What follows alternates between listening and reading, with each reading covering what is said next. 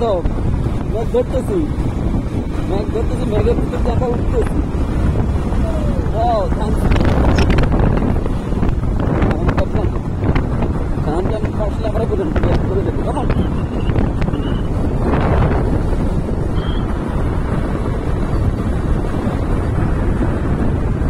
যারা motorcycle ride করে তারা এই পাহাড়ে উঠতে অবশ্যই ঠান্ডার জন্য ব্যবস্থা নিয়ে আসবেন, এবং এই যে ডালুগুলোতে অবশ্যই 1 নম্বর গিয়ারে কন্ট্রোলে রাখবেন গিয়ারগুলো। মেঘের মধ্যে আছে,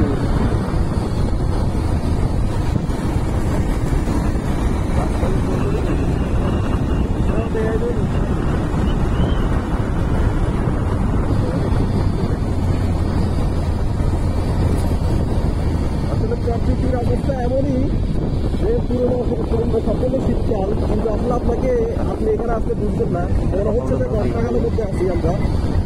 বর্ষাকালে বাইকে রাইড করতেছি, আসলে কখনো রোদ, কখনো বৃষ্টি, কখনো মেঘ, এর মধ্যে আসলে এই ঝুঁকিপূর্ণ কাজ করিয়ে আমরা বাইক চালিয়ে দিন জায়গা। যারা মোটরসাইকেল নিয়ে আসবেন, মোটরসাইকেল রাইডারদের জন্য বলছি এই জায়গাগুলোতে অত্যন্ত সাবধানতার সাথে গাড়ি চালাতে হবে। যারা নিজেরা প্রফেশনাল আসেন তাদের জন্য তেমন একটা সমস্যা হয় না। যারা নতুন আসেন তাদের জন্য এই জায়গাগুলো অত্যন্ত ঝুঁকিপূর্ণ, এবং মোটরসাইকেল অবশ্যই কন্ট্রোলে রাখতে হবে। মোটরসাইকেলের গতি, বিশেষ করে আপনার গতিটা কন্ট্রোলে হচ্ছে ডিম পাহাড়। এই সেই মেঘের দেশে আমরা আছি।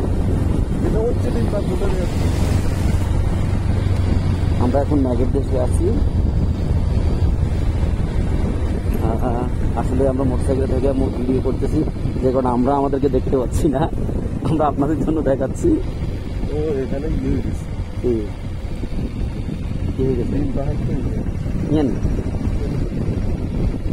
দেখা, ওই যে ইয়েটাতে দেখছি আমরা, ওই সাইনবোর্ডটা দেখলে আমার মনে হয় অনেকটা বোঝা যাবে।